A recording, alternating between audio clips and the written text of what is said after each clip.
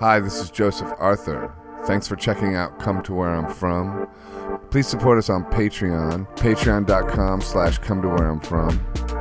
We are an independent podcast, and any contributions you can make are greatly appreciated. Monte A. Melnick. There you go. Come to Where I'm From, podcast episode 97. Nice. What's the A stand for? I'll give you a hint. The famous Greek. I was going to say Athena's, but no, it's Athena. Nine letters in it. Oh, man. Oh. You want another hint? Yeah. He was great. Oh. Hercules? No, it starts with an A. Oh, A. 9 letters, starting with an A. Achilles? A Greek. I don't think that's 9 letters. Holy He was great. That's a big hint. He's great. He was Alexander. Oh, God. Monte Those kind of Alexander Melnick. Just the A's fine Those enough. kind of things always just reveal to me how dumb I actually am. Can you turn my mic up? Yeah. Thank you, sir. Is this was started already? Yeah, this is how boy. we start. Holy mackerel. We're very professional. When did the bonus section of your book come out? A little less than a year ago. Okay, so it's new. Yeah. On the Road with the Ramones. Yeah, bonus edition. It has to have the red Ramones lettering on it because my other editions are up on Amazon, so I'm in competition with myself here. That's what finally happens to us all, I think. I think we're supposed to just compete against how we were the day before. Right? Okay. Have you ever heard that? Don't compare yourself just except for to who you were yesterday. No, but it sounds good. Yeah. So where'd you come from today? Queens. And that's where you've been the entire run on planet Earth, basically? Well, I grew up in Queens, and my home base was in Queens. And you stayed. Yeah. Any And the Ramones were all from any Queens. plans? Yeah. Forest Hills. You went to school with Tommy, right? I went to school with Tommy, yeah. Yeah. Actually, junior high school with Tommy, and then high school with Tommy. So you just can't get away from this guy. Or for a while. Well, yeah, he was my best friend for about 50 years. That's amazing. Wow. That's very much a gift, huh?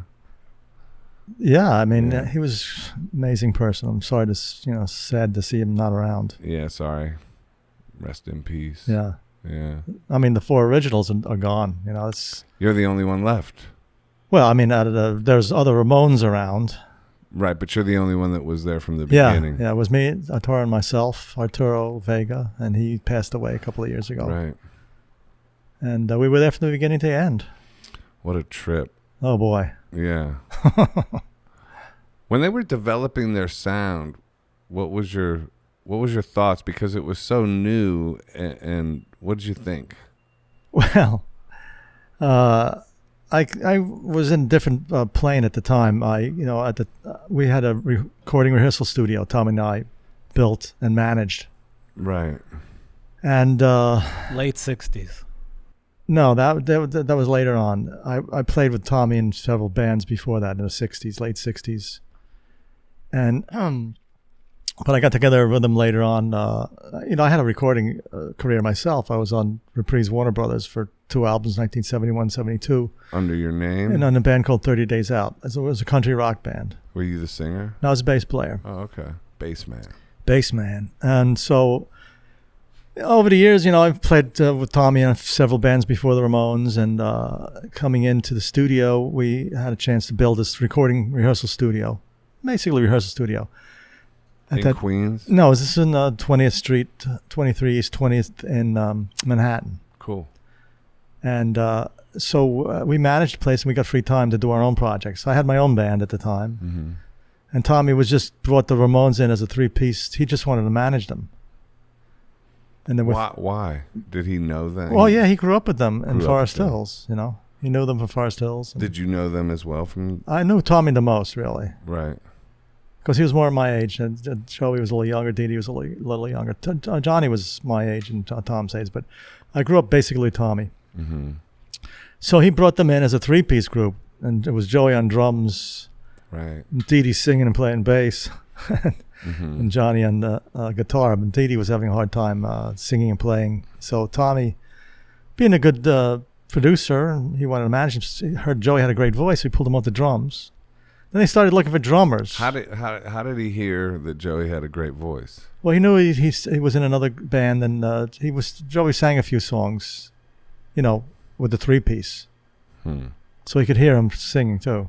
Yeah, I just wonder, like, that decision seems so unusual because Dee Dee could have gotten, let's get another bass player, and keep Dee Dee as the singer. Well, he was having trouble singing and playing bass and playing bass. But no, I think Joey has a great voice. Dee Dee. Man, Joey's so he heard Joey singing. The best. It's a great decision, but I'm just like that. Those early decisions that can just change the whole thing. Well, yeah, but he heard Joey's voice, so he said, "Come on, pull him off the drums." They started looking for drummers. No egos with the other two when he did that. Yeah, did Dee Dee get upset? No, Dee Dee was fine because they were all learning their instruments at the time. It was very raw. And for me seeing them, I didn't like them in the beginning. They were just. I had 2 albums. Recording albums. We opened up for the Beach Boys, and we had harmonies and stuff, and it was country rock. It was a whole different thing. And seeing them in the early years so raw, it was a bit disturbing for me. Right? Didn't you think hey, I'm doing actual music? These guys are just fucking around. Well, they were still learning their instruments, right? And so when Tommy pulled Joey off the drums, they started looking for drummers, and even at that time, no drummers could understand what they were doing. Right. So Tommy would sit down. He was a guitar player, not a drummer.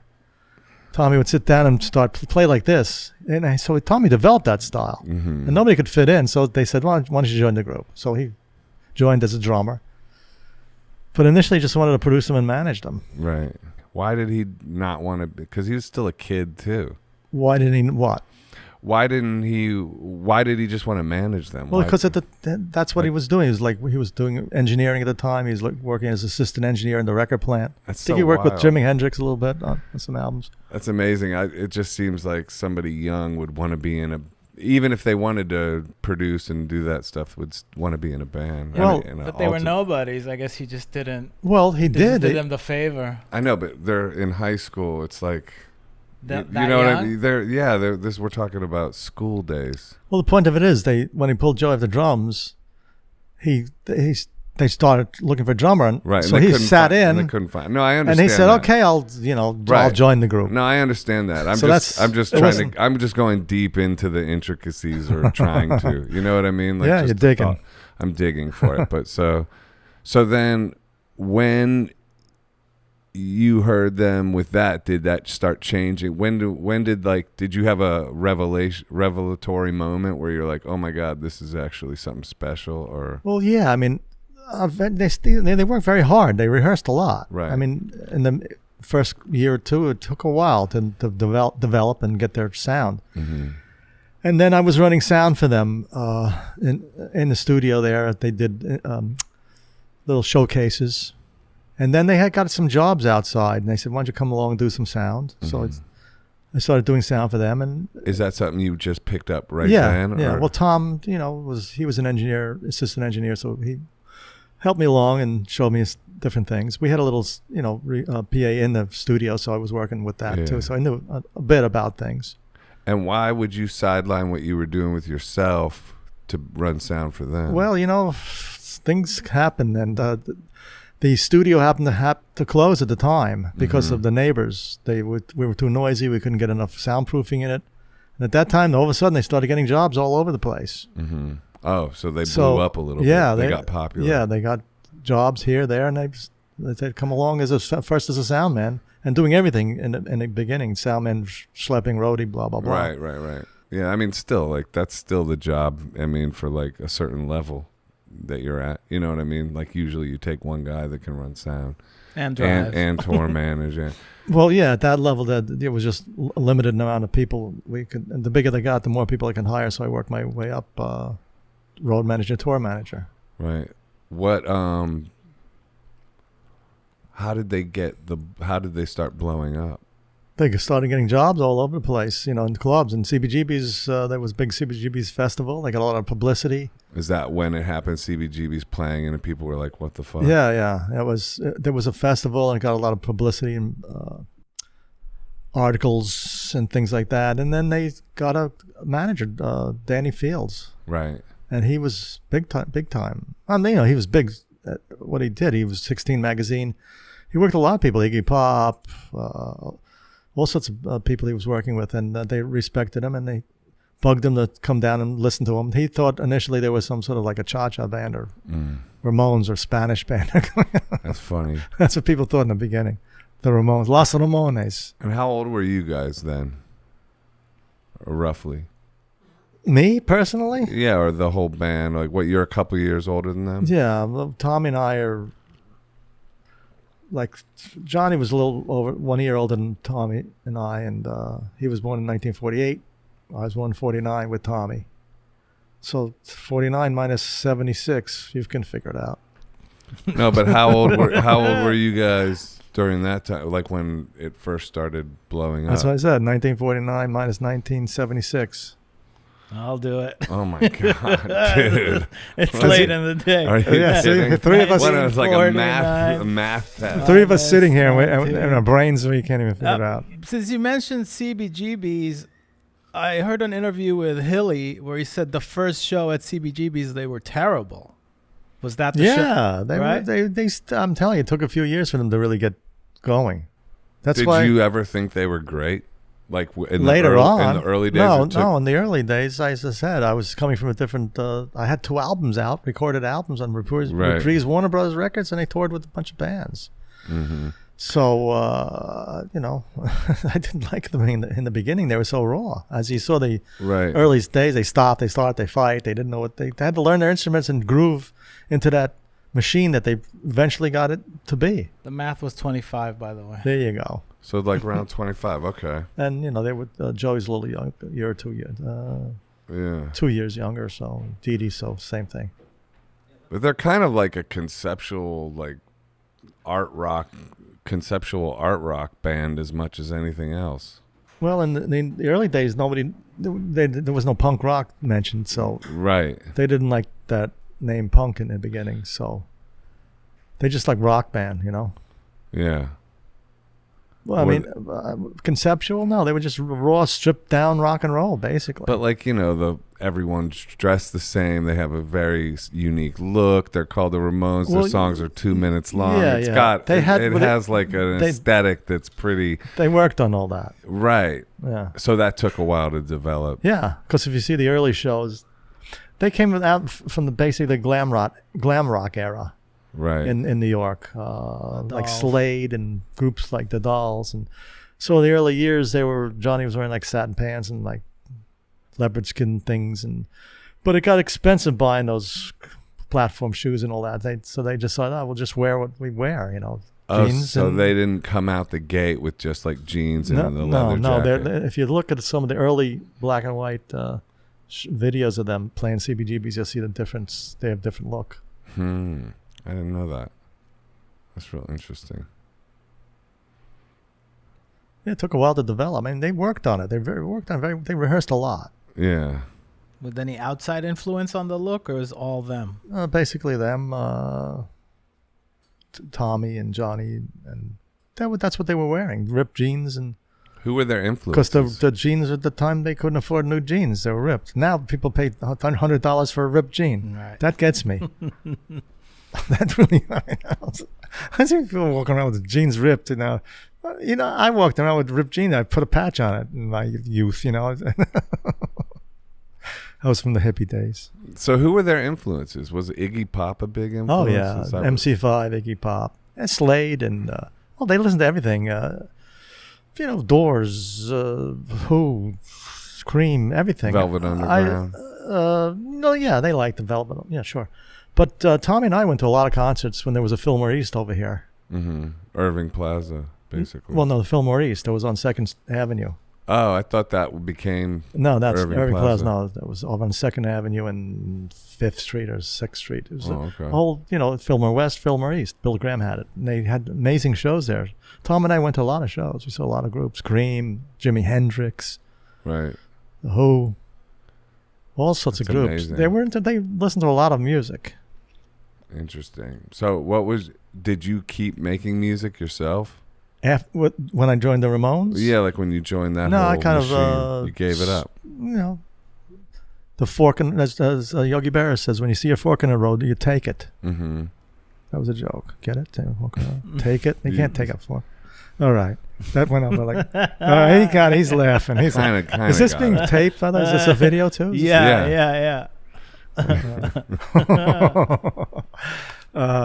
So I mean, I had like a number of years, a couple albums, touring and stuff, and this came along, and it was just a full-time thing, Right, but you were so young still. Like, weren't you like kind of, or you were just ready to give up your own music at that point? Yeah, at that time, I switched careers. What happened inside that made you decide to do that? Especially because you didn't even actually believe in the band that much. Well, it was a good job. And, right, no, I get that. And I was traveling, they started going here, going there in the States, and all of a sudden Europe, and I wanted to travel and see places and go places. Right. And they were doing that.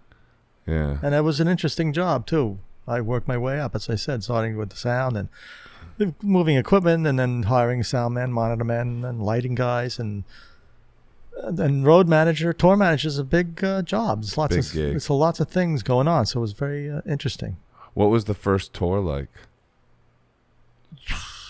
Well, the real first tour is '77 with the Talking Heads in Europe. As they were opening for you. Yes. Yeah. Really? A lot of groups opened up for the Ramones, the B-52s, Blondie, Talking Heads. And they all became like mega stars, and the poor Ramones. Who else? Oh my God! You just named like 10. Yeah. Who else? I mean, a lot. That's enough. Come on. Social Distortion. What was the first tour? What was it like? Well, that was first. I mean, before that, we'd do go to Boston, play a couple of shows, come back, and go maybe Chicago, play a couple of shows, come back. But the first '77 was the real. We went to Europe and did a whole European tour with the Talking Heads. So I consider that the first real tour. After that, then we started touring the United States. Because that's like, you guys went someplace you never been, to the other side of the world, and it's like, holy shit, this is wild. Yeah, absolutely. I mean, I wanted to see all these places too. Johnny hated it all over there. Yeah. So how big were the venues, and how many people were showing up, and where'd you go? Oh my God, it was like month or so everywhere. Everywhere. France, Spain, England, Denmark, Sweden, Amsterdam. Yeah, sure, of course. Amsterdam. Germany, Berlin, maybe. Well, how many people? There were small, either clubs or small theaters, right? And sometimes like rec centers, halls. We played with them. That's wild. It was, it wasn't huge crowds, but there were, some of the venues were a little bigger, like the bigger theaters, like in Paris and so like and they were full. People were coming. Yeah. There was a buzz because the Ramones had a buzz, and so did the Talking Heads. Right. And did the crowd like both bands? Oh yeah. So people were open to it. In fact, there's a book. Chris Franz just put a book out. Right. And he talks about all different that tour. He mentions me in the book also. I haven't. He's in my book too. He goes deep into that tour? Yeah. He talks about a lot of things. How it was opening up. And he's a big Ramones fan, too. He loved the Ramones. Yeah. It was a good tour. It was really good. So inside of your crew in the Ramones world during that, were you guys all like looking at each other like, oh, my God, we're doing it? Was there a lot of excitement, or was there any kind of drama in the crew or the band? No, the whole. I'm calling you all the same. It was like great, and because they were getting very good audiences, and touring and making some money, and the fame, and they got good reviews. Was Johnny and Joey from the beginning not getting along? No, or back they got then along. They got along. They got along in the beginning. Okay, sure. They wouldn't have formed a band if they didn't like each other as much as people say. The whole thing with Johnny and Joey is a little overblown. Yeah, because the story I heard is they would do entire tours without speaking to each other, that type of shit. No. Later on, after the Linda thing. Over a girl, right? Yeah. Linda, Joey's ex-girlfriend, went over to Johnny. Mm-hmm. But that happens a lot in rock and roll. That happened a few times with other bands. Right. Eric Clapton and George Harrison. There you go, right. Was a big famous one. Yeah. So that was later years. I mean, the early years, they talked to each other, of course. They had to record and They Yeah. talked it, sure. It's just later on and it got a little hard on Joey because Johnny was seeing his ex-girlfriend, and actually he married her. So, Right. but Kinda he kept her away, It basically. sort of legitimizes it when it goes that Yeah, deep. yeah. Yeah. So, but it was still hard. You know, they basically didn't hang out. In other words, they'd sit, talk about the set, and then go on stage and, of course, play. Mhm. And after that, they just didn't hang out or talk to each other when they didn't have to talk to each other. Right. Was Joey's OCD flaring up yet, or not really? No, his OCD was there from the beginning. But y'all didn't know what it was, and right? yeah, in the beginning, nobody knew what it was. Nobody knew what that was back in those days. It was very frustrating. Basically, we thought, what are you doing? I mean, you're like crazy. What, you know? But then again, they found out it was a chemical imbalance, a medical condition, Right. OCD, and And he had it pretty bad. yeah, oh yeah. Then they had some medicine for it later. He got a little better, but he still had it. So when that was revealing itself, before anybody knew what it was, what was going through your mind with it? What would you think? It was rough. It was hard dealing with it because it was hard getting different places. You know, come on, Joey, let's go. Let's get him out of the house, get him out of the hotel room, Mhm. into the bus. What would he do? He and he just would- didn't want to go? Well, are you He familiar would what have to- OCD is? He No, would but have how to did do it- like strange rituals. He'd have to like, touch things like, and go back and things touch things, or cross and the street, go- come back. I across gotta the go street. back On that and- level? Oh yeah, he had a.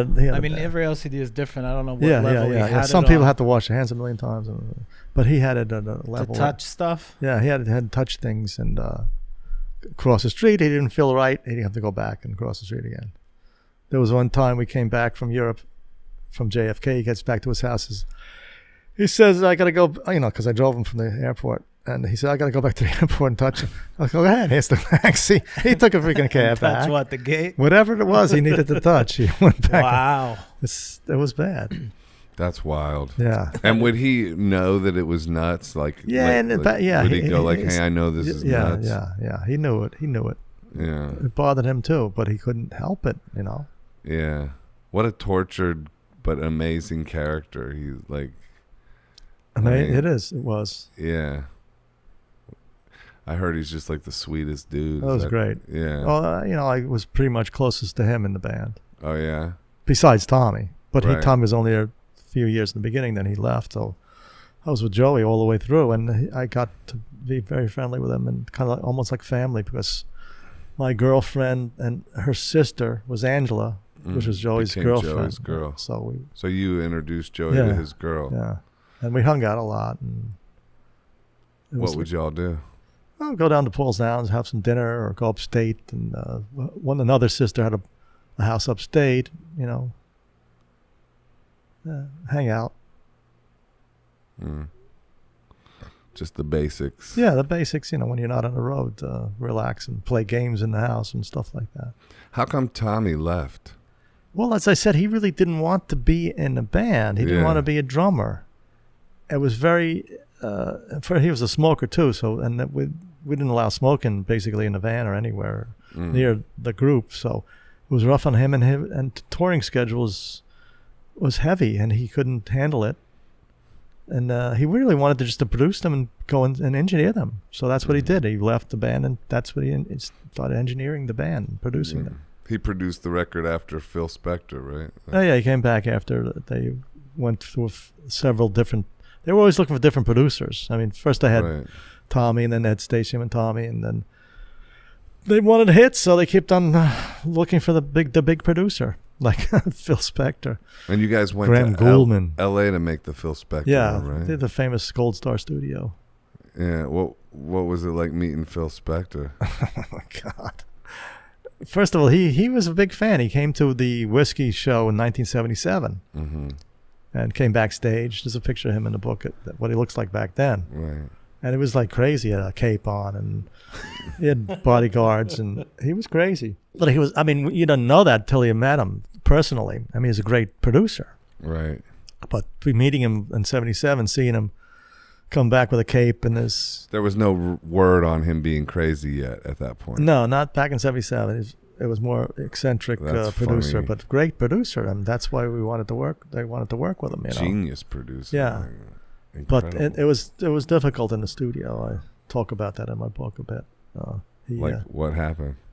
Well, he liked to listen to things over and over and over again, and the Ramones wanted to do things fast. Play fast, fun, fun, fun. So he'd just play things over again, play that chord again, drove Johnny crazy.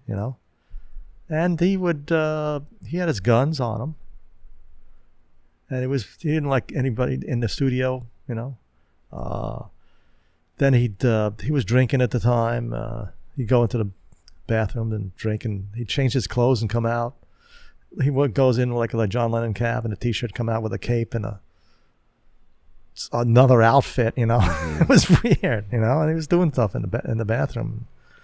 Coke. Yeah, and then there's times we had a lot of drinking. I heard that he was drinking Manischewitz wine. Yeah. Nice. That'll get you hammered. Marky at the time was his pal because he was drinking at the time, and he would drink with him. That's when he had his problem, Marky.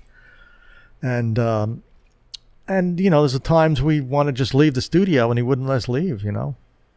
How would he keep you? He would stand in front, take his gun out, and wave it around. Give me the keys, Monty, to the van, because I was driving the van at the time, to the hotel. So this is true. I was looking up stuff on the internet. I just wanted to ask you about Phil. It says at least one of the Ramones was held up at gunpoint by Phil Spector. Is that true? Well, yeah, we went up to his house a few times, and in his house, you couldn't get out of the house unless he unlocked it. It was like lock in, lock out, So it was a time we were up there like hours and hours. He was like playing his piano, playing songs, and playing the movies. And we wanted to get up and get out. He pulled a gun out. He just waved it around, really.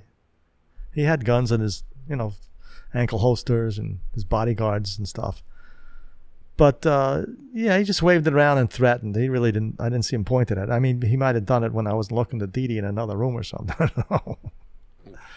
Was there any internal conversation between you guys where like you pulled each other aside and said, "Hey, this dude is fucking nuts"? Well, Did that ever happen? Yeah, well, actually, they had to have a meeting with Phil and the record company in the Tropicana Motel there. I don't know if you're familiar with that place. It was a rock and roll hotel, and they sat him down and said, "Phil, you gotta calm down a bit, to continue he's scared. record." He scared the Ramones. Well, yeah, he was Freaking too, the guys he was out, too dude. off the wall at times, and Johnny was flipping out. He wanted to leave all the time. Johnny wanted to cancel it. Yeah, he just wanted to get out of there. Why? Because he didn't like the way Phil was working. First of all, the Ramones like to work fast. Yeah. Whatever they did, even a photo session I had trouble with photographers. I said, look, you had to take a couple of pictures. That's it. Right. They're not going to hang around and pose for you for an hour. Yeah. So everything was fast. The songs are fast. The sets were fast. Recording was fast. So coming into a Phil Spector session, everything slowed down to too slow for Johnny, and he just. I know, but I'm surprised to hear that because just Johnny seems like, I have no idea, but just in my imagination of him seems ambitious, and so I would imagine he would equate, okay, let's go along with Phil because he could maybe produce a hit that would seem to override. Well, that's why I agreed to go with him first, Right. but then working with him is another thing. Right. When you're in the studio, and things are happening that you don't like, so. Yeah. Were they happy with how the album came out? No, Joey loved it. Marky liked it. I don't think Johnny liked it that much. Because it was like less raw, probably. Well, he put violins on things and Right. Orchestra in there? yeah. Yeah. But that's what he was known for, so why the shock? Yeah, well, they tried it. They didn't like, Joey liked it. I think Marky liked it a lot. And Dee Dee and Johnny went to punk. They wanted more raw, Yeah. Well, he would do Phil Spector would have a range. He would do Big Wall of Sound, but if you listen to Plastic Ono Band by John Lennon, that's produced by All Phil him? Spector, and it's raw and really minimal. And Is that that previous to what we're discussing here, the John Lennon stuff? What year was that?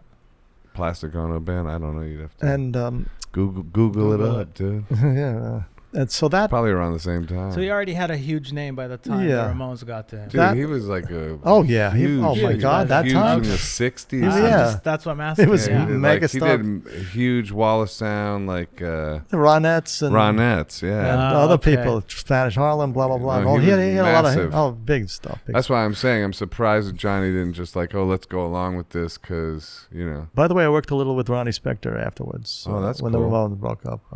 She got very friendly with Joey, and so I did a little road work with her. She's a beautiful person. That's nice. And just going back to that, the end of the century album. That's the next box set coming out. Oh. And the great Ed Stasium. I don't know if you're familiar with him. He's a producer, engineer. Mm-hmm. Worked with Phil at the time. Right. And he worked, of course, with Joe, Tommy, and on other Ramones albums. Great producer and engineer. So that's coming out now. Next box set. They're doing a series of box sets. So the first 3 albums have come out, and this is the next one coming out. That's cool. And on the All the Way, I'm sorry, I gave it away. On the End of the Century album, happens to be the favorite song of the Ramones that I like. People come up to me and say, "What's your favorite Ramones song?" I say, "Well, I like a lot, but I have one favorite Ramones song, and it's on that album. It's called All the Way. Are you familiar with it?" No. Because Joey wrote me into the song. Oh, really? Yes, Monte's driving me crazy. It's like being in the Navy. All the way. Nice. Yeah, All the Way by the. Look up the You can play that if you want. And they also had like a no MELNIK. That was a. Yeah, that was like that became a cult thing. Yeah, that was too. the crew did that one day. What was that? On their crew room, they put up a sign, "No MELNIKs." I can't go into the crew room. Because he was like the daddy. Yeah, whatever. well, I was higher. The parental figure. You know, there was Yeah, the band, tour me, manager, and then I the mean. roadies, and band, me, and the roadies. Yeah. So then they started writing it on walls Right. in the clubs, and they'd write it on the ceiling. So people would say, I was at the club the other day, and it says "No MELNIKs" up there. What's that all about? You know? Yeah. And they actually there was a video that they paid to put. They flashed "No MELNIKs" up in Times Square on that big screen and where the ball drops. Mm-hmm. One of the videos, I forget the name of the video. They flashed "No MELNIKs" in it. They actually paid to put it up in Times Square. That's wild. So I got my name "No MELNIKs" on Times Square. But it was a Ramones. It was a crew joke at the beginning. Yeah. That's funny. Yeah, feedback blasting out of my ears makes me so high. I love all the Monitor men, but why are they alive? Well, Monte's making me crazy. I should have signed up for the Navy. Yeah, right. Doomsday coming 1981. They're also mentioning here that they hate the van. Did they hate was it all van in the beginning? Yeah, well, it was It different. stayed no, the van, well, right? No, it was different. We had a lot of different vehicles. Mm. Station wagons, cars. Then we took some buses out. There's a few pictures of me and the buses we had. The problem with the buses is very expensive in the States, and you have to sleep on them to make. We weren't a mega band where we could afford to do buses and hotels. So later on, we decided to do in the United States. In Europe, we did buses. I didn't drive in Europe. We had buses, and we didn't stay overnight in the buses. There would have the tour. We'd drive, and have a hotel. So we developed a system in the States where we do sections. We do like California. So I had the crew drive a van out to California. We'd fly out there. Then we'd drive up and down California, then up the coast, down the coast, a week or two, then come back to New York. Then do the Midwest. Van goes there. Then we come fly in or whatever. Do it the Midwest, around that area, and come back. So we did little sections later on in the van. And later on I had a driver for the van, so I wasn't doing all the driving. But we did a lot of touring in the States in a van. But the early years we had buses and stuff. But as I said, they were very expensive to take out and not sleep on them, to have a hotel and a bus. The funny thing about that, what happened later is when we do those section tours, the crew had a bus because they had to get to the venue early, stay there, set up, stay there, break down, and drive to the next venue. So they slept on the bus. So we get to these festivals, the big bus would drive in, and the crew gets out, and then I drive up in the van. The van shows up in the little People station saying, wagon. That's what? No, it was a van at the time. Yeah. What's this all about? It was pretty crazy. So what's your reaction to how popular the band has become and how legendary? It's amazing. Influential. It's incredible. I mean, they're huge now. They're huge. Yeah. It's like Beatles, Stones, Ramones. Yeah. Legends. I mean, I wish they were that around order. to see that. They saw a little of it. A little, but not the way it is these last. no. I mean, after Johnny passed and Tommy passed, there was Tommy saw a little bit of it more than the other ones because Joey too. Well, yeah, but not as big as it is now, because they weren't getting all these commercials and onto soundtracks of movies now, and it's amazing. But all those '90s bands that were influenced by them, Joey saw that in the '90s. I mean, Pearl Jam. Well, and you too.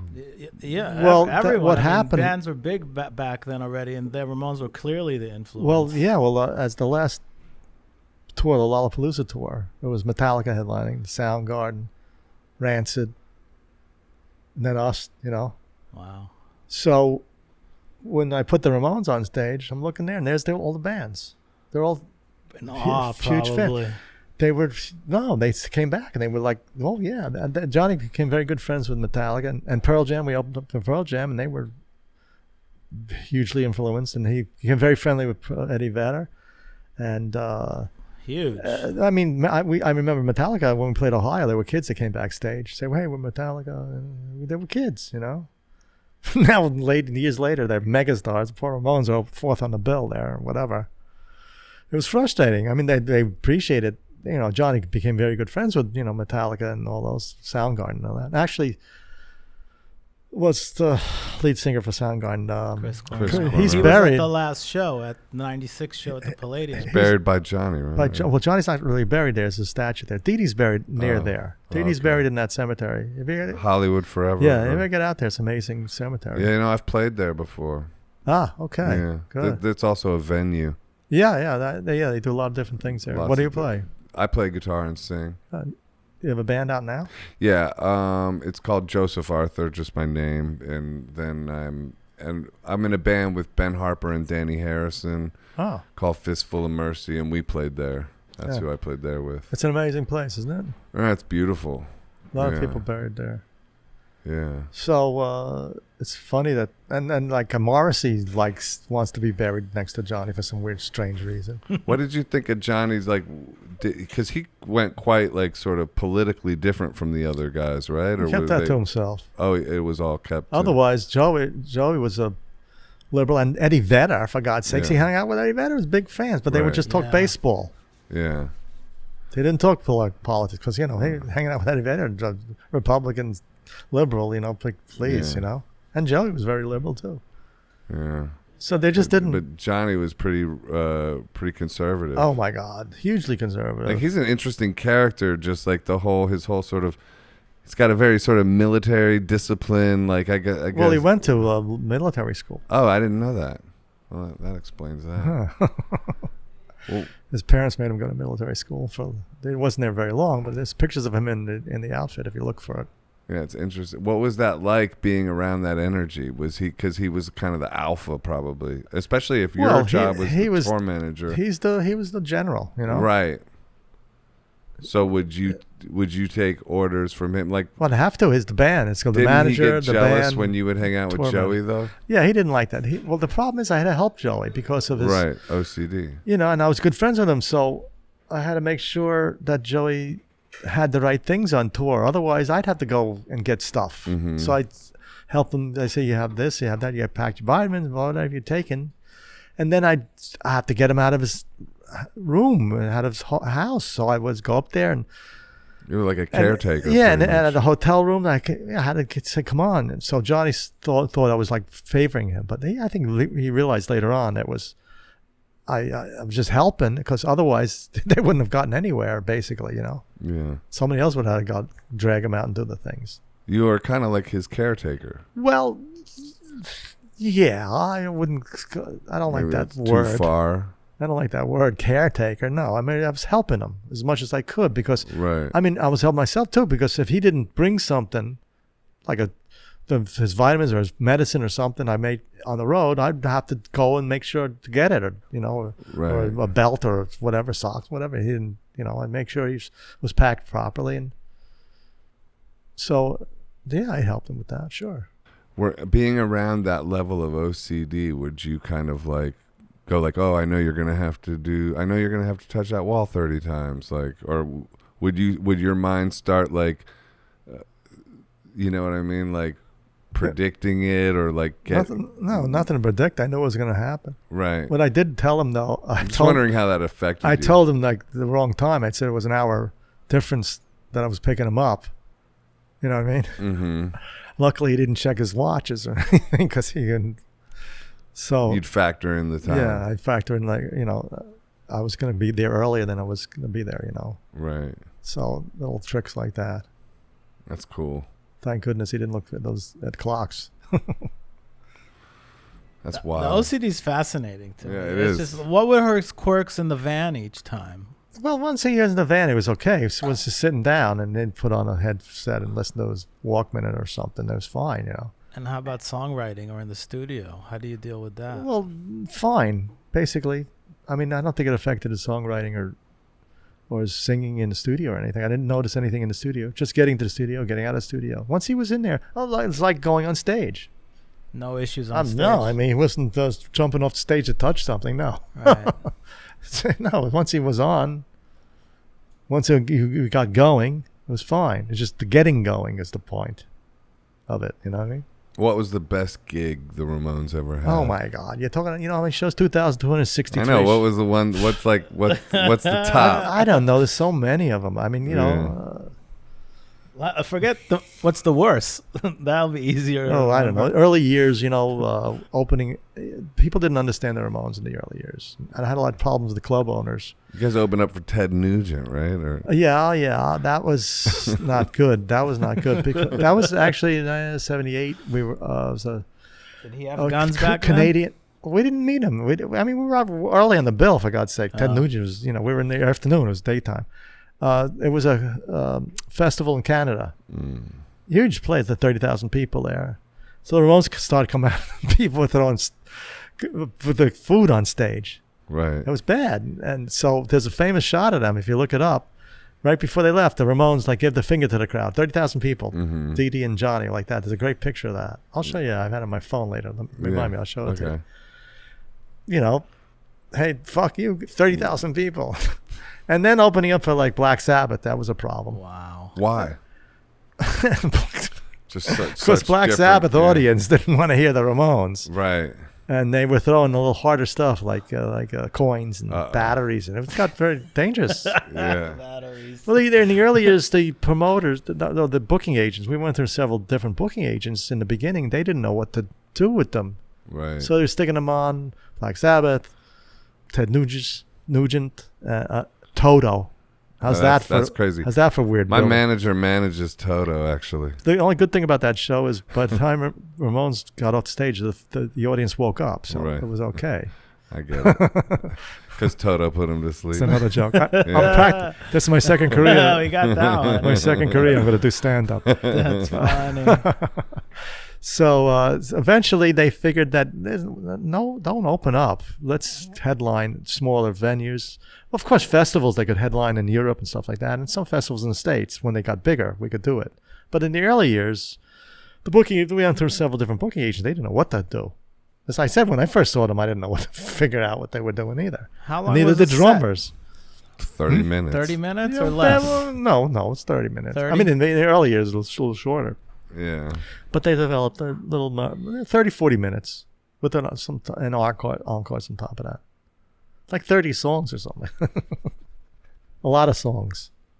Did you ever get asked to tour manage any other bands, any other acts around that time? No. This is a full-time job. Right. And it was like one thing after another. And they paid me off the road. I worked with them in videos. I worked with them getting in and out of recording studios. So it was a full-time thing. So I didn't have to look. That's the lucky thing about what I went through. Most tour managers, you do a band, then you got to look for another band. And Right. I was lucky. They kept me around for 20 years. And they toured how many days a year? It depends on the year. Sometimes more, sometimes like a couple of hundred, Average, 300, yeah. 200. It depends. Sometimes In the back 300. of my book, I list all the shows. Right. And by year, so you can see how many shows a year we did. If you want to go back there and start counting, be my guest. Didn't Johnny keep a record Yes. of every show? He did. That helped me, but I also kept the record too. So he kept the record up to a certain point, and then I added on to in my book. I list every single show they played. In the So back. how many is the total? 2,263. 2,263. I'll tell you how many years that is. That's wild. 20. No, 20. No, 22. no. How many does that actually come up to? 200, 200. Well, different years was different. Some years we do. No, but that's 6.2 years of solid actual touring. Like when you put that together. Yeah. All there was heavy touring. They had one tour called the Non-Stop World Tour. We didn't stop. That's why Tommy didn't like all the touring. He didn't really want to go out and schlep around as much as he just wanted to stay and produce and engineer.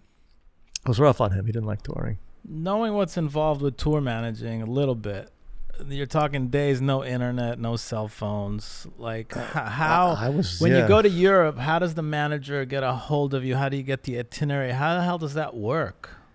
What, in the early years? Yeah. Oh, yeah, it was rough. I didn't have... how the hell do you go to Europe with a band and know where to go? Well, you stick together. First of all... we know what it is like to tour. Imagine back then. We had just trying to get a hold of you in Europe. I did it. I went to Europe with no internet. Well, first of all, we were lucky. We had good booking agents. All right. Before the tour, I get the itinerary and I make it up an itinerary with where we were, what hotels we were in, what venues we're in, the numbers of the venues, the numbers of hotels. Of course, everyone. It was easy to get in touch. There was phones back then, So everybody knew where we were. I'd have a tour. I'd make the tour itineraries out, and so we know exactly where we're going, where we're staying, etc. They figured it out. But so many things can go wrong. It just blows my mind when I think about it. Well, yeah, but if it's properly done with good booking agents, good promoters, a great tour manager, exactly. And, that's but here in the States, before cell phones, before GPS. What I'd do, I'd go to AAA. Right, and get the maps. I get maps. And then I'd look at the tour, and I say, well, I'm going to Cleveland, Chicago, Detroit. And I'd Xerox the maps, a couple of different maps. Highlight them, give them right before the next show, I'd give them to the truck driver, give them to the bus driver, give them to the crew. This is how you go, this is where you go. And then I know where to go. So I figured it out all in advance. But I wish I had the GPS and cell phones. Right. Yeah. I mean, later on I had a cell phone. Late 80s, 90s, I got the cell phone. So not GPS. It was just a standard flip phone. The early phones. It was roughing it. I was roughing it. That kept me busy. It was very interesting. Hey, with the book, you have a co-writer, right? Frank Meyer, great guy. He's did a terrific job. He's in a lot of bands in L.A., Street Walking Cheetahs, and I think he's worked with James Williamson and a lot of people. Well, the thing was Joey put an album on Sanctuary Record, his solo album, Sanctuary Records, and they had a publishing company at the time.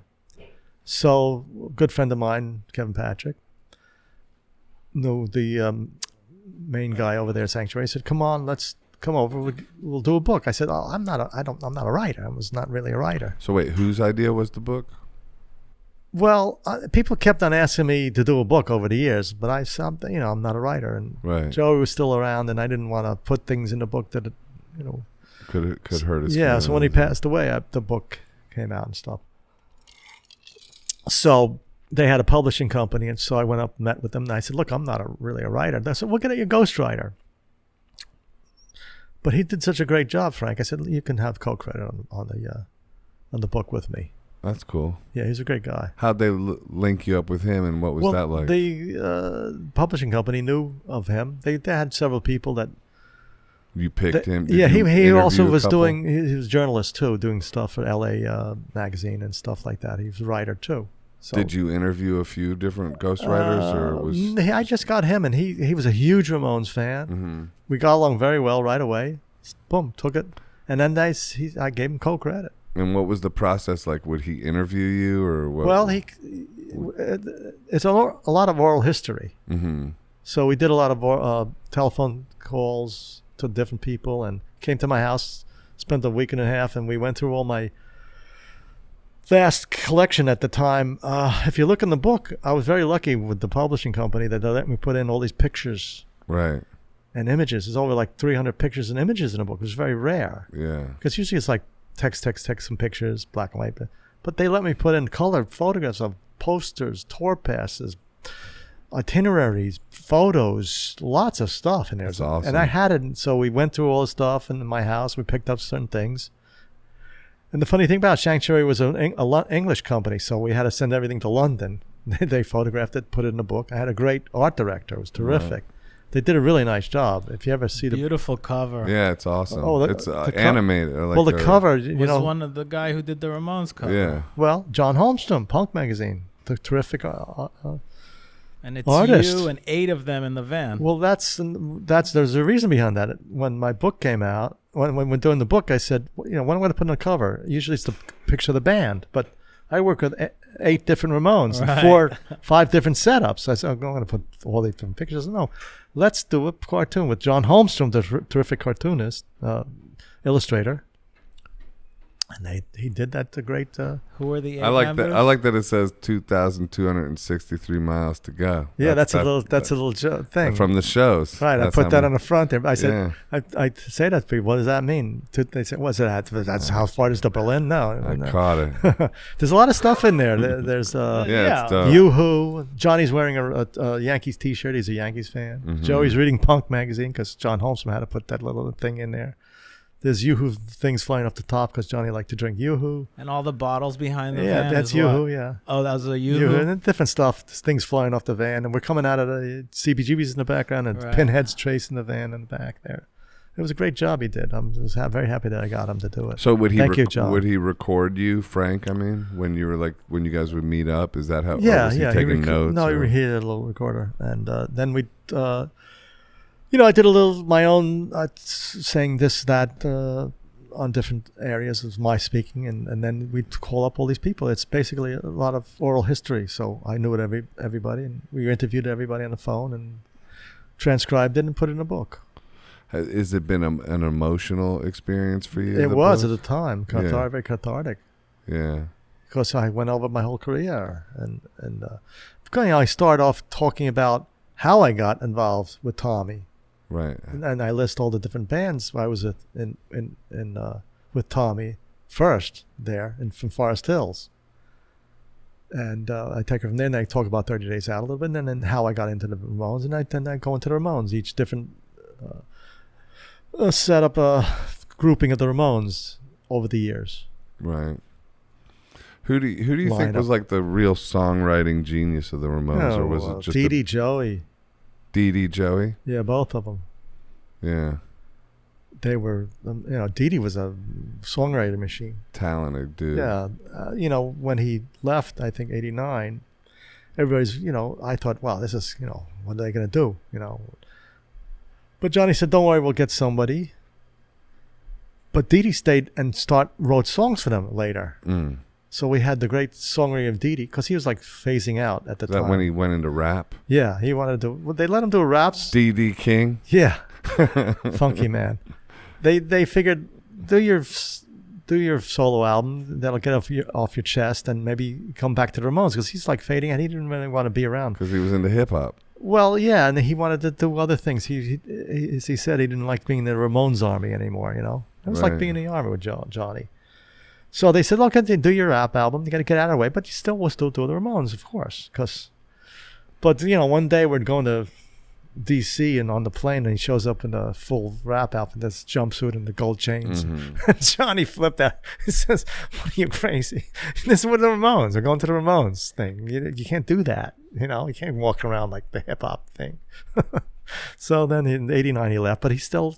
The beautiful part about that is he continued writing songs, and we had a young Dee Dee. CG is terrific. Mm-hmm. And he's great. He did a great job. He's actually the first one we auditioned. Added like 20 different bass players. He was the first one. Johnny brought him back. He knew, he saw something. Did a great job. Great job. And it was like having, they had to like suck in their stomachs to keep up with him. So he gave him a number of years, more years Right. to keep going. And they had the great songwriting of Dee Dee still.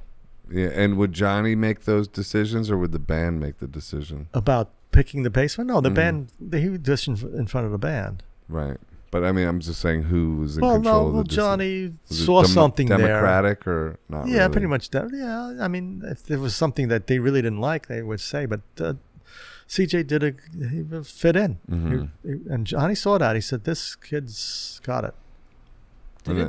Oh, go ahead. Didn't Didi battle addictions early on? Early through the whole All thing, through to the life, end. dude. Yeah, the okay. beginning to the end. yeah. And was that ever? He died. Did that come up as an issue in the band where they're like, if you don't stop, you're gonna have to leave? Any kind of those conversations? Yeah, well, luckily enough, he didn't miss any shows. Now, Marky had that problem with the alcohol, and he missed the show, and that really pissed him off, and he was heavily drinking bad, so they kicked him out of the band. But Didi didn't. Not Didi. Well, he had to go into rehab several times, but he never missed a show. He was always made every tour, went on stage fine, no problems, and he wasn't falling down or anything. As long as he didn't fuck up during a show, that's fine. Yeah, absolutely. Johnny would have pointed that out. It's wild stuff, man. It's a wild, wild world. What do you think? Do you look back at it all and just like pinch yourself for being involved in such a legendary outfit? I look back and I say, why am I still standing here now? Yeah, but it's being part of a legend, and I'm very happy about that. I mean, they're so big now. I have another joke for my stand-up comedy. If the Ramones were this big when I was working for them, I would have gotten a big raise. Yeah. Right. Well, the book is kind of that. If they continued on, I would have gotten more money, and we would. If Joe was in better shape, they would have continued on. Yeah. Well, the book kind of facilitates that, and somebody's going to end up making a movie out of it and give you like millions of dollars, probably. Have you consult? That'd be good. I'm waiting for that. I mean, the How book's did they been not out make a movie about the 2000s. Ramones? Yeah.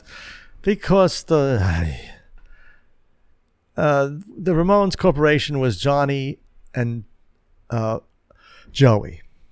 Didi wasn't a part of it. They incorporated after Didi left, and Tommy wasn't around. He was early, so that's the Ramones Corporation. Once Johnny and Joey passed away, went to their relatives, Linda and Mickey Lee. Mm-hmm. And unfortunately, they don't get along very well. So they stopped a lot of things. That CBGB's movie, there was a CBGB's movie. Right. That got scrapped. Mandy.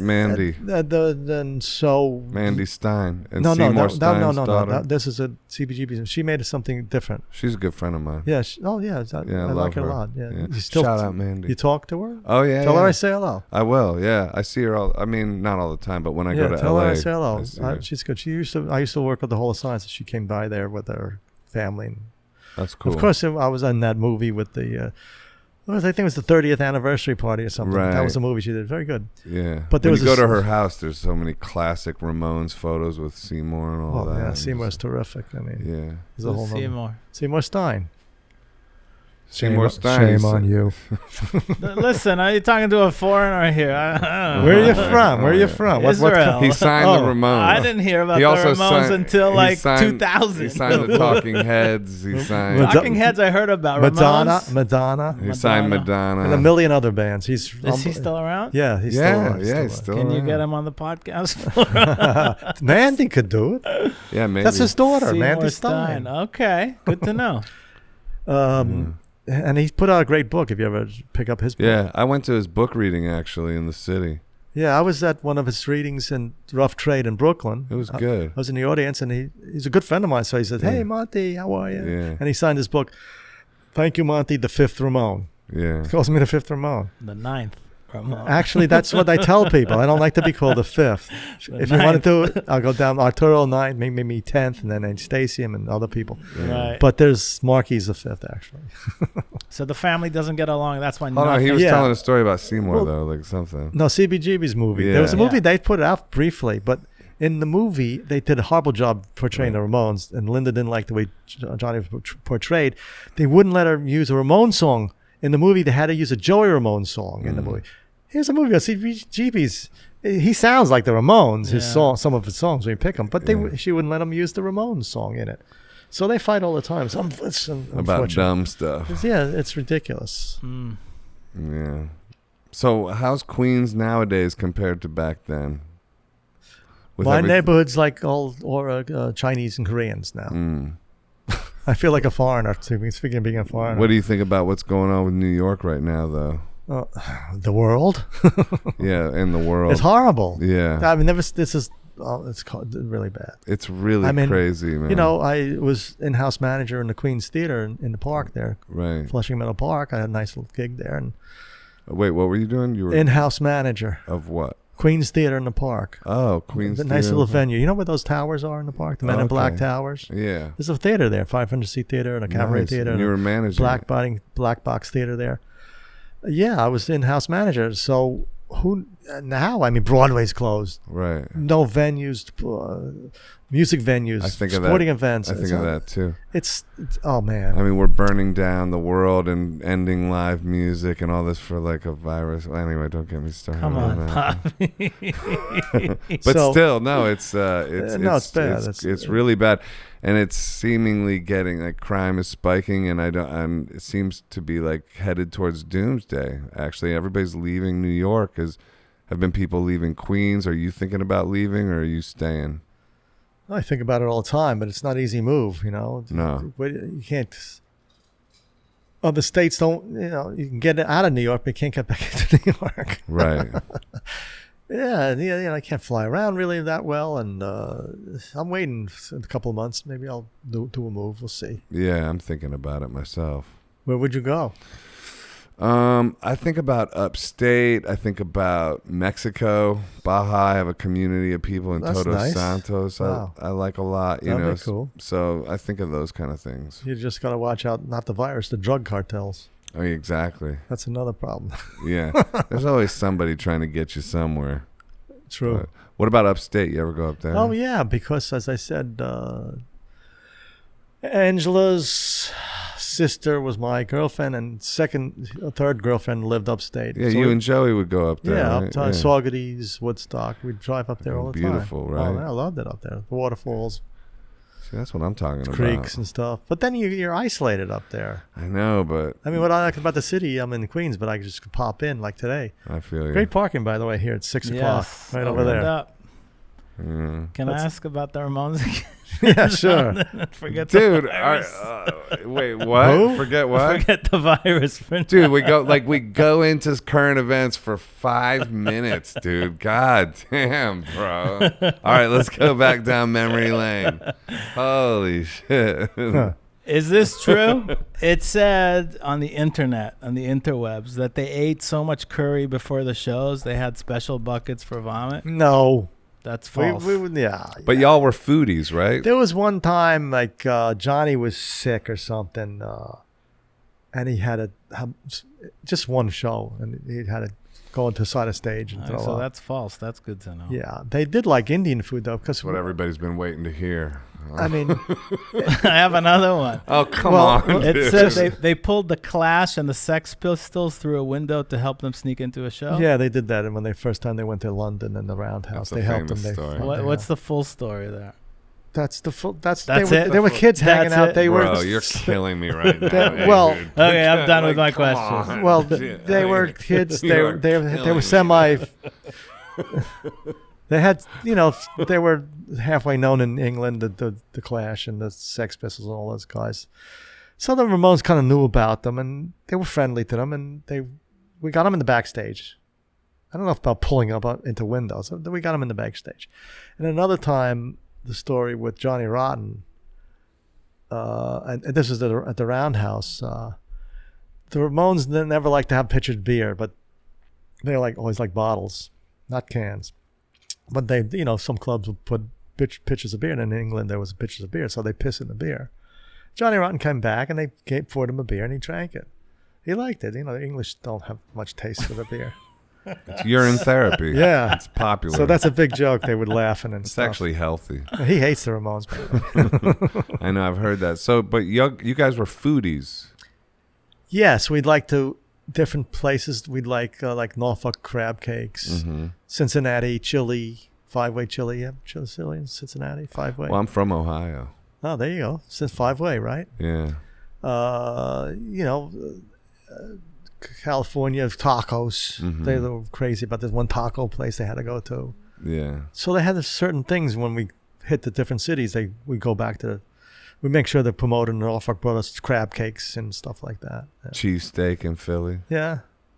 But the thing is, the early years in Europe, well, actually England, actually, 70s, late 70s, food was horrible. So the only good food was Indian food. That's how they got a big taste for the Indian food. In the UK, that used to be true. Yeah. I mean, Well, London, now- even when I lived there, now it got better. Oh yeah, it got better. years, everything got better, like the TV, the hotels, and Yeah, everything. in the UK, you could have like Indian food and chocolate was killer. Yeah. Everything else Chocolate? was like their chocolate is still to this day it's so much better than here. Really? Yeah, just like the chocolate you Cadbury. get. Yeah, But that's how they developed a taste for the Indian food. right. And they liked it hot. I mean, they used to challenge Mark to eat the hottest thing, then just sit there and watch him like sweat, That's cool. Yeah. I can ask more questions. The last show, 1996, I Yeah. think. Right. Did you know it was gonna be the last show? Well, they mentioned it. But did you Well, go in knowing, okay, this is my last time, this is it? They several other times on the tours they said, this is the last one, this is the last one. This one pretty much felt like the last one because Johnny had moved out to L.A., settled down out there, and Joey wasn't in great shape, so he wanted to stop. So that's He's just tired. Well, he had his physical problems and stuff, and tired. Yeah, he was. He had a lot of his foot and he had lymphoma and all that stuff. Yeah. So and the touring was grinding, so he wanted to stop for a while. And Johnny figured that was it. I mean, they had a couple of tours before that. They said, this is the last one, this is the last one. But this was the last one. What was it like backstage after the show that Jo- night? Nothing. Johnny left right away. Dee Dee hung around with like Lemmy and stuff. It was kind of sad. Did you know it was going to be the end of it at that Well, I point? figured this was serious. Yeah. It felt pretty serious and depressing. And then John started giving away his amps and road cases and things. I figured that was that. That's wild that he did that. Oh, yeah. He just got rid of it all. He was hardcore, huh? Yeah. Interesting. He had a thing in his mind where he had a certain number in his bank, and he hit that number. He said, that's it. He moved to L.A. and got a house, and then he retired, and everybody, all the other bands idolized him and come over to his house and stuff. So he was like living the good dream there with the other bands coming to him. And what about Joey? What his life was? He stayed in the East Village, right? Well, yeah, he had a house, a couple apartments over on 9th Street. Yeah. And he kept, he wanted to keep on doing things. He did his little Joey Ramone shows and stuff like that. And he always, in his solo album, so he kept going Yeah. the best that he could. Did he take you out for that or not? I worked with him he didn't go on tour. He did it in clubs. Like, Still, would he need you? yeah, I did. I helped him do the financial, bringing things together. I think it was the Limelight and Continental, and I think he did something in Irving Plaza. He did his little shows. He liked to bring bands in and, be the promoter and kind of pick the bands and Like a showcase? yeah, well, they had themes like Halloween and Christmas and stuff like that. And I'd help him out with that. That's cool. And then he got very friendly with Ronnie Spector and wrote a song for her, and she loved him. And then I did some little touring with her. Actually, I worked with D-Generation for a little bit. Jesse Mallon. He's a great Shout guy. out. Hey, Jesse. That was Shout great. out, It was Jesse. such a different thing, though, dealing with them. Because they'd sit in a van and, hey, they're joking around and smiling and telling jokes. And it was like Having a good time. Yeah, it was like different for me. It was like great. But the Ramones were just like stoic. And Yeah, quiet. they would sit there and listen to their own individual Walkman or whatever they were listening to at the time. Johnny was listening to a baseball game or something on his little radio or something. Right. The glory of rock and roll, if people only knew. But it's wild because I'm not sure those days. I don't know that live music will ever get back together. Oh yeah, well, then there'll be a vaccine, and that'll be that. Okay. Well, what? It's gotta, it's fixable. I don't know. You got a flu vaccine and all know. that, you know. Yeah, It's just a matter of time. That's the problem. we'll see. It's Well, according to Trump, it's just going to disappear on its own. Just fade away. Like magic. Like magic. He keeps on, it's going to go away. anyway. Let's hope live music returns. It will. Yeah. There's still the little venues and things I've seen popping up. People have been playing like in space. Yeah, I just did a gig with G.E. Smith up in Long Island. What kind of venue? Hamptons. Oh, Stevens Talk House. You know that inside? one? We played inside, and then people outside could watch us on TVs, like right next. Like Was there people at inside? The venue. Not while we were playing. Oh, okay. Like we were inside. Yeah, so it was a very strange way to play a gig. Yeah. But, these kind of ways are I think there was another Hampton event that the people, too many people outside, and then together, that was a problem. I think the governor didn't like that. Yeah. Oh, yeah, that was the Chainsmokers right before we played the week before. Opened up for you guys. And so I've seen little things like in the Tompkins Square Park. There's a little busking. Yeah, there was a show. There's a bunch of people. Rue Star played there. You know Rue Star? Rue? Yeah, Rue and who? Sounds familiar. She played there as a friend of mine, and I went there, but everyone was pretty much spaced out. They had a little PA, and then a couple of groups played, but it was very spaced out. So a little bit. That's why you're here. Well, you got some actually. optimism, man. That's good. I want it to rub I off have to. on me. I can't sit around and say this is it. Well, I don't think that. I just think life is changing. I'm excited about like the prospect of surviving because that seems like a fun challenge. But like, Well, I'm not giving up on life, but it's definitely. I definitely feel like it's time to get out of big cities. It definitely seems like where it's going now. It's like it's survivable. I had it a little bit. Oh, Very you mild did? case, very Yeah. low temperature. This is like a couple of months ago. Did you get tested? Of course, I got tested and I got the antibodies and I donated plasma. Wow. And actually, they want me to come back and give some more plasma. That's They're going to cool. suck me dry. So it's survivable. I mean, I was lucky because Well, it's 99 point. It's too. Yeah. Yeah, it's If you're- very if- low death rate. well, on it depends on pre-existing conditions. If you have Right. diabetes or you're heavy, or It's luckily, very survivable. thank God I'm in good shape. Aren't the So Ramones a pre-existing condition? yeah, wow. Don't tell my That's pretty good. health insurance. That's my stand-up. I have to say, shout out to like, Charlie that's, Crespo, who introduced us to Oh, you. yeah. Oh, that- okay. That you met him in I Tompkins was Square there. Park. I That's like- why you I came like here. Charlie. Yeah, Yeah, that's why. that was fast. When he Yeah. said that Tompkins Square Park story, that's where he bumped That was into quick. Charlie, who told us he bumped into you. We reached out to you, Yeah. and that's why you're here. That was really He's my fast. neighbor. That was really quick. On Shout 10th out Street. Charlie. All right, that was good. Yeah. Well, the Ramones definitely prepared you to fight off the corona. If you can tour with the Ramones for over 2,000 shows, 20 Yes, years. yes. you can survive anything. That's what I keep on saying. Yeah. Well, thanks for doing it. My pleasure. Get the book, everybody. On the road with the Ramones. On the the road bonus with the edition has to be the Ramones. red Available Ramones on writing. Amazon. Red Ramones writing. Limited edition. I'll put the No, cover. no. Wait. I'll That's put the the wrong cover. one. This is the right one. Here, let me Oh, have that. Yeah. I'll put it to this camera. If it's not too personal, what was the last time you saw Joey? In the hospital. In the hospital? You went to visit him? Yeah, like maybe a week before he passed. Anything you could share about that? No, it visit, or- wasn't in good shape. You know, it's painful. You know. Rest in peace, Joey Yeah, Ramone. Joey, Johnny, Thank Dee you Dee, for everything. Tommy, Joey, Johnny, Dee Dee, Tommy. Yeah, rest in peace, all of them. Yeah. So wild.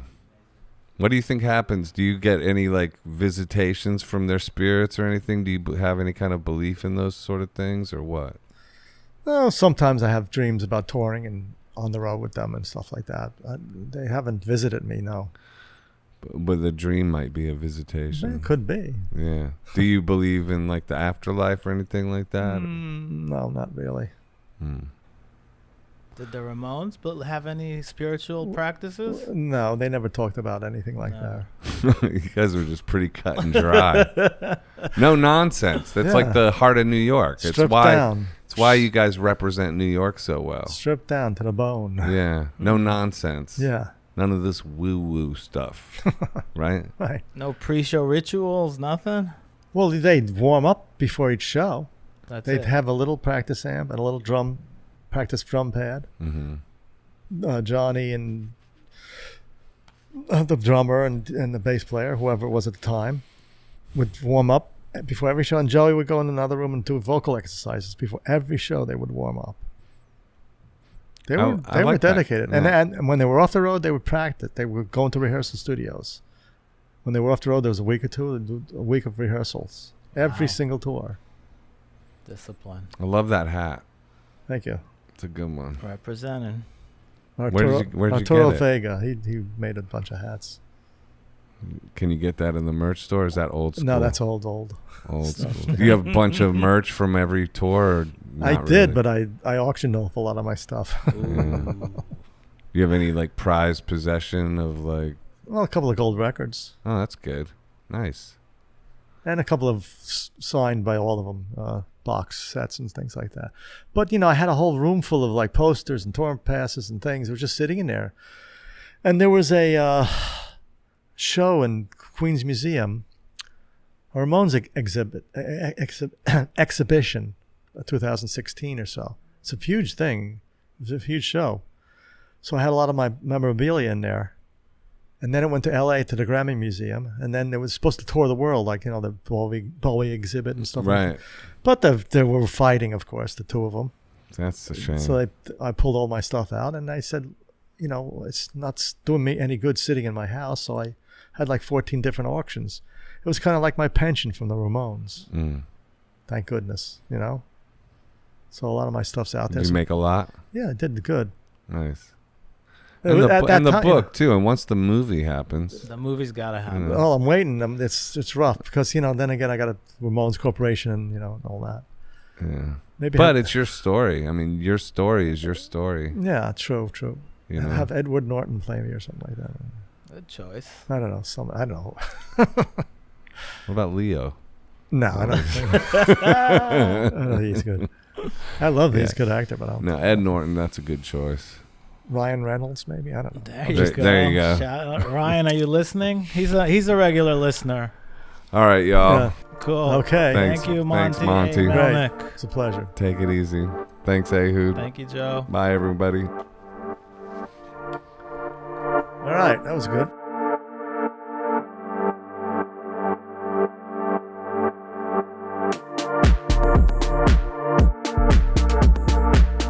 Hi, this is Joseph Arthur. Thanks for checking out Come to Where I'm From. Please support us on Patreon, patreon.com/come to where I'm from. We are an independent podcast, and any contributions you can make are greatly appreciated.